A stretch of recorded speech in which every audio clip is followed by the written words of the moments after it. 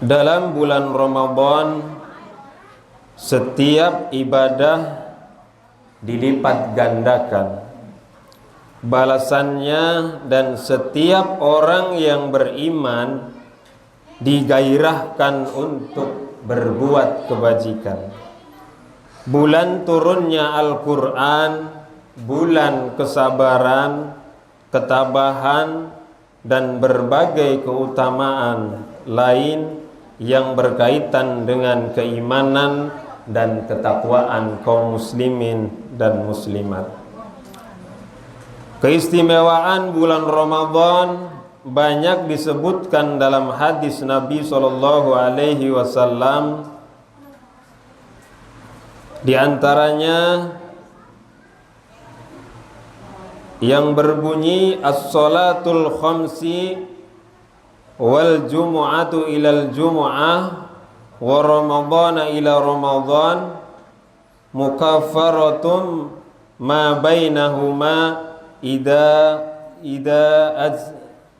ajtanabal kabair, yang artinya solat 5 waktu antara Jumat dengan Jumat yang lain, antara Ramadan dengan Ramadan berikutnya, dapat menghapuskan dosa-dosa yang telah dilakukan di antaranya apabila menjauhi dosa besar. Hadis riwayat Imam Muslim dan Imam Ahmad. Juga berikut peristiwa bersejarah yang terjadi di bulan Ramadan. Yang pertama, peristiwa yang terjadi di bulan Ramadan yaitu nuzulul Quran.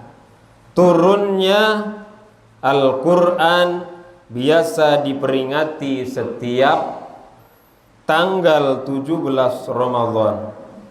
Istilah nuzulul Quran sering dipahami dengan penurunan Al-Quran dari Lauhul Mahfuz ke Baitul Izzah di langit dunia. Sebagaimana firman Allah, Al-Quran bisa membawa cahaya terang bagi kehidupan seluruh alam. Melalui petunjuk yang diberikan Allah, manusia bisa melakukan aktivitas secara baik dan benar, sehingga tidak menyebabkan kerusakan dan kerugian bagi makhluk lainnya. Sebagai pedoman hidup, Al-Quran membawa aturan hidup dalam bidang peribadatan maupun bidang sosial. Dalam masalah ibadah biasanya tertuang dalam ilmu fikih yang mengupas tentang tata cara melakukan suatu ibadah. Dan dalam bidang sosial biasanya dikupas dalam ilmu tasawuf yang mengatur tentang tujuan manusia dan apa fungsi manusia diciptakan oleh Allah Subhanahu wa taala. Oleh karenanya, peristiwa nuzulul Quran sebaiknya diperingati dengan ibadah yang menambah amal kebajikan kita. Misalnya memperbanyak zikir, memperbanyak sholat, memperbanyak baca Al-Quran, dan ibadah lainnya untuk menghormati kemuliaan Al-Quran. Karena Al-Quran pedoman kita sebagai umat Islam. Yang kedua, malam Lailatul Qadar. Lailatul Qadar adalah yaitu suatu malam yang lebih baik dari 1000 bulan. Malam ini sangat dinanti-nanti oleh umat Islam. Banyak yang berharap dengan malam ini hingga melakukan berbagai amalan agar bisa berkesempatan mendapatkannya. Ada suatu riwayat yang menunjukkannya ciri-ciri datangnya malam Lailatul Qadar. Hadirin sidang tarawih dan sholat witir yang Allah muliakan, tentunya setiap kita pasti mendapatkan Lailatul Qadar karena bulannya sama dalam satu bulan, harinya juga kita sama-sama menjalani kehidupan sehari-hari, hanya beda saja rangkaian ibadah setiap kita. Mungkin yang rajin tadarus Al-Qur'annya semoga mendapatkan Lailatul Qadar sehingga kehidupannya senantiasa dibimbing Allah Subhanahu wa taala untuk selalu berbuat kebajikan. Pun juga orang lain yang senantiasa bersedekah, berderma, memberikan makanan dan lain sebagainya untuk kemaslahatan umat, tentunya mereka pun mendapatkan Lailatul Qadar. Artinya malam yang lebih baik daripada 1000 bulan. Artinya di dalamnya banyak kebajikan-kebajikan yang Allah turunkan untuk hamba-hambanya yang telah melaksanakan atau berbakti kepada Allah Subhanahu wa ta'ala. Yang ketiga, Perang Badar. Perang Badar terjadi pada 2 Hijriah, bertepatan dengan bulan Ramadan. Pada perang ini umat muslim minim jumlahnya dan peralatan perang. Banyak dari mereka yang bermodalkan keyakinan kepada Rasulullah Shallallahu Alaihi Wasallam sebagai utusan. Mereka selalu percaya bahwa seberat apapun musuhnya, Allah akan selalu berada di pihak yang benar. Jumlah muslim, kaum muslimin saat itu hanya sekitar 113 orang. Dan jumlah musuh mereka berada dalam kisaran 1000 orang. Jumlah ini bukanlah jumlah yang seimbang. Oleh karenanya, sebelum melakukan peperangan, Nabi tak henti-hentinya memohon kepada Allah Subhanahu wa ta'ala untuk memberikan kemenangan pada kubu umat Islam. Akhirnya doa Nabi Muhammad sallallahu alaihi wasallam dikabulkan oleh Allah Subhanahu wa taala dan dikirim beberapa utusan Allah sebagai tentara tambahan di kubu umat Islam. Pada akhirnya pertempuran kaum muslimin berhasil memenangkan pertempuran. Kalau kita sudah yakin kepada Allah Subhanahu wa ta'ala, apalagi Nabi adalah kekasih Allah Subhanahu wa ta'ala, seandainya kita hidup di masa beliau, pasti kita akan gemar berbuat kebajikan, pasti akan takut akan larangan-larangan Allah.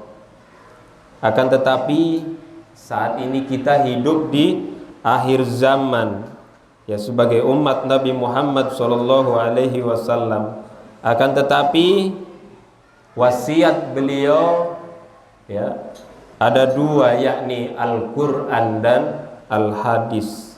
Ya, semoga kita menjadi umat Nabi Muhammad sallallahu alaihi wasallam yang gemar melakukan kebajikan-kebajikan yang dicontohkan oleh Nabi Muhammad sallallahu alaihi wasallam.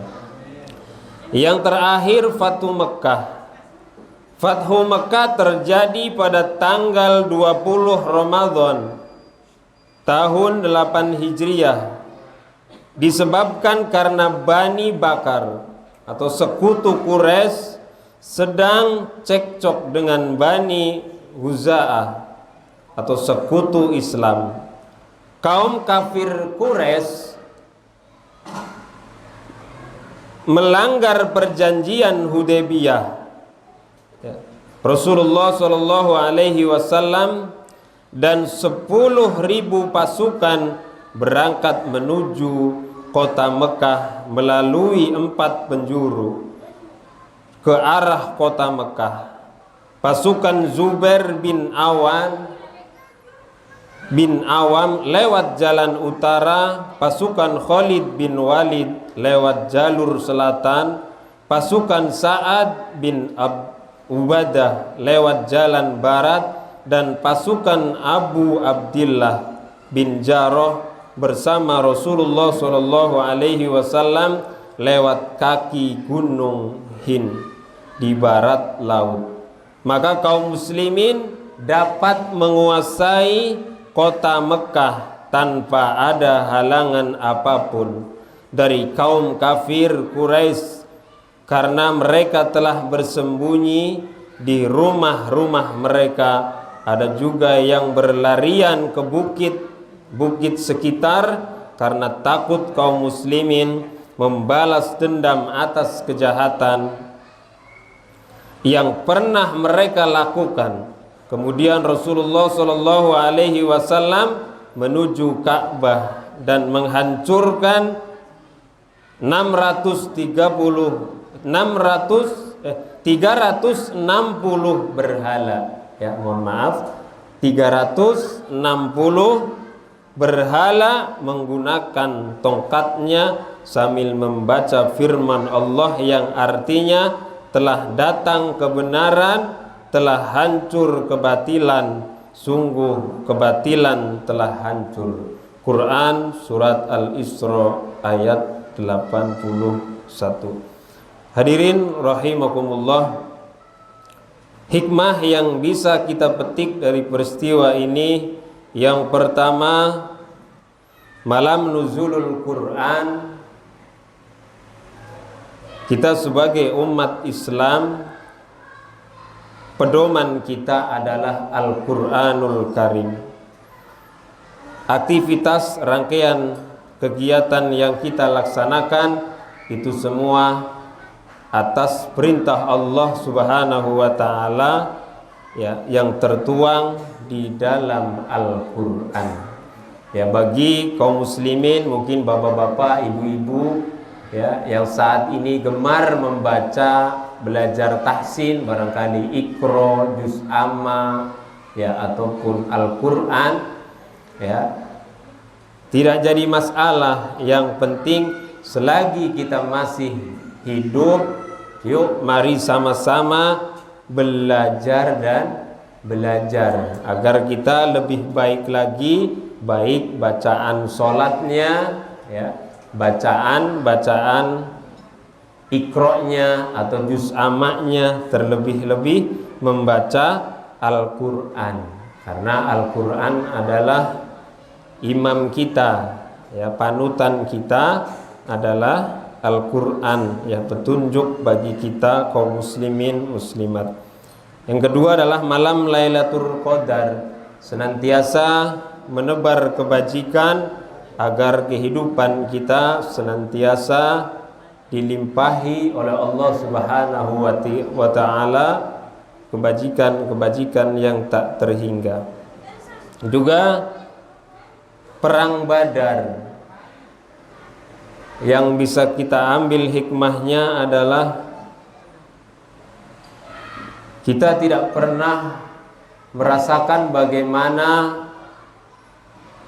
mengalami yang namanya pertempuran, peperangan dan lain sebagainya, sampai darah, ya, harta, nyawa sekalipun. Beliau-beliau yang di masa lalu, ya, tetap gigih memperjuangkan agama Allah dan Rasulnya. Ya, kita hanya bisa berterima kasih dalam hal apapun. Itu di antara perang Badar. Pun juga kita dilahirkan misalkan di sumur batu. Kita juga begitu lahir sudah ada nama sumur batu. Kita tidak tahu perjuangan riwayat di sumur batu barangkali seperti apa. Kita nggak tahu. Tahu-tahu sudah ada nama sumur batu. Ya, maka dari itu mari sama-sama kita amalkan hadis Nabi Muhammad sallallahu alaihi wasallam. Ya, man lam yaskurin nas lam yaskurillah. Barang siapa yang tidak berterima kasih kepada manusia, maka dia tidak berterima kasih kepada Allah Subhanahu wa taala. Apalagi Al-Qur'an menganjurkan hidup bersosial itu lebih penting. Ya, salat pun penting, buahnya adalah bersosial, berakhlakul karimah yang baik. Ya. Ya, dalam masyarakat ada pemimpin yang namanya Pak RT, ada Pak RW, ya, saling hormat menghormati, tertib dalam hal sebagai warga yang baik. Ya. Kita tidak tahu dulunya seperti apa. Kita lahir sudah enak, sudah nikmat. Ya. Kita hanya bisa berterima kasih dan terus selalu membangun daerah atau tempat yang kita dilahirkan di desa itu atau di daerah itu. Ya, perjuangan baik perjuangan Pak RT, perjuangan Pak RW, ya, beliau-beliau adalah orang-orang yang mendapatkan amanah. Ya, siapapun itu selalu mendapatkan amanah. Ya, ketika warganya cekcok, otomatis yang ngurusin Pak RT. Ya, makanya saling hormat menghormati, ya, tutur kata yang baik, budi pekerti yang baik, agar kita dimanapun hidup selalu banyak saudara, ya, hati tenang, damai dimanapun tempat, ya. Walaupun misal saya bukan orang sini, ya, saya orang Jawa Tengah. Tapi saya alhamdulillah hidup dimanapun damai, banyak saudara. Ya, tinggal bagaimana perilaku kita. Kalau kita ingin dihormati, maka hormatilah orang, ya, sebelum orang menghormati kita. Ya, kita sebenarnya sudah sama-sama tahu kan dalam perintah Allah dan Rasulnya, tentu di dalam agama juga menganjurkan kita harus punya budi pekerti yang baik, ya, sama-sama saling menghormati, mengucapkan banyak terima kasih, ya, dikasih bingkisan, dikasih apapun berterima kasih, ya. Dan juga Futu Mekah, ya. Dalam ilmu agama pun kalau orang zaman dulu kan mencari ilmu jauh, ya, beda daerah. Dulu nggak ada listrik kan, pakainya kompor. Ya alhamdulillah di sini, ya, Pak Haji sudah bikin majelis.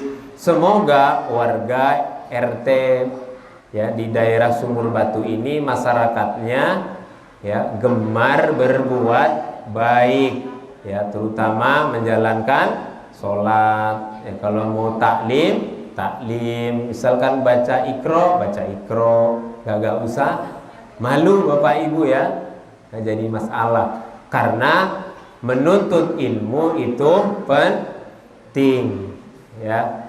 Kita nggak harus, misalkan nggak harus banyak modalnya, ya, atau fasilitasnya. Tahu-tahu kita fasilitas sudah ada. Allah mengirimkan orang-orang baik di sekitar sini sehingga ini ada majelis, ya. Belum tentu ibu bapak dulu kan mendoakan, ya Allah semoga di sini nggak ada majelis. Belum tentu, ya. Atau siapa tahu ada lah yang mendoakan yang baik. Alhamdulillah di Sumur Batu ini di RT berapa? Di RT 03 alhamdulillah sudah ada majelis, tempat menimba ilmu, Ya, kalau disuruh perang kan sekarang udah perangnya enggak ya.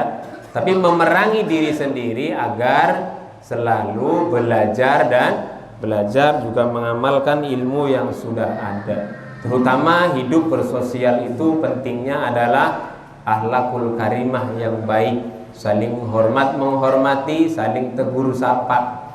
Ya, kalau di sini alhamdulillah kan masyarakatnya sesama muslim ya.